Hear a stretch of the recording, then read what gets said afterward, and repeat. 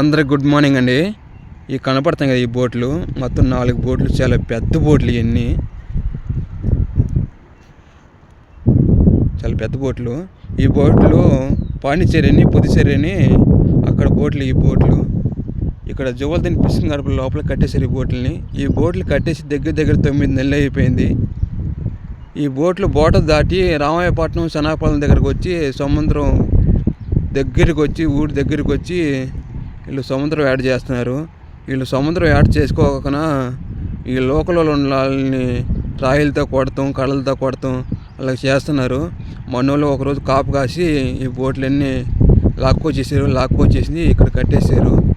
ఇది కోర్టులో FIR file అయింది.